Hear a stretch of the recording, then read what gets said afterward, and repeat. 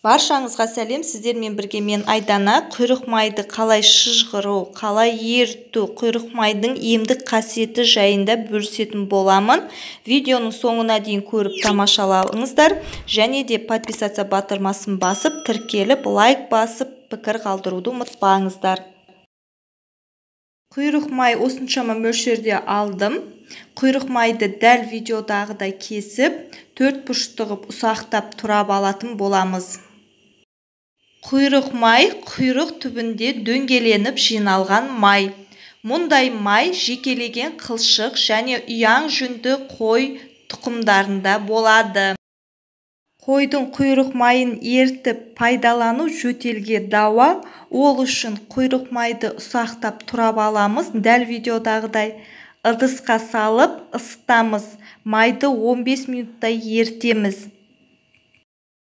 Құйрық май баланың жұмсақ балғын терісін жұмсартып, қан айналым реттейді.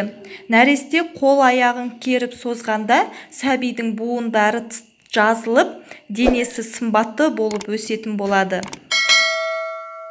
15 минуттай өткеннен кейін шыжығын бөлек сүзгіштен өткізіп аламыз, ыдысқа салып.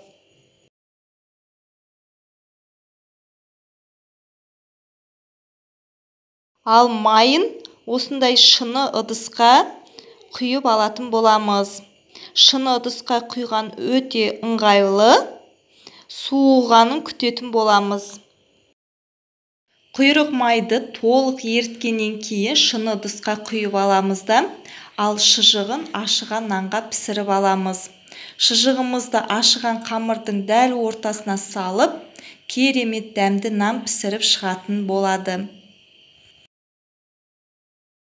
Шыжығымыз, яғни құйрық майдың қалған бөлігін артылғанын құр бекер қалып кетпейді, обал болмайды. Дайын қамырымыз болмаса, ыстық күйінде піскен нанмен бірге қосып жесеңіздер де болады.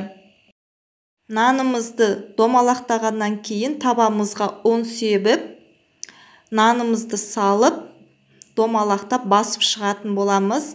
200 градуста 15-20 минутқа пісіріп аламыз. Нанымыз пісіп шықты. Құйрық май қосылған нанды ыстық күйінде жеуге кеңес беремін. Өте дәмді әрі керемет болып пісіп шығады. Көріп тұрғандарыңыздай, маған қатты ұнады. Осы рецепті жиі жасап тұрамын.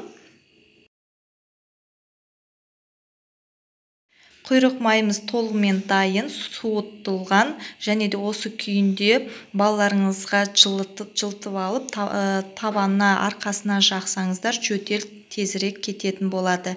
Не болмаса бір қасық мөлшермен жылытып, ішкізіп жіберсеңіздер, керемет дәмді және дәрінің орнына қолдансаңыздар болады. Назарларыңызға рахмет.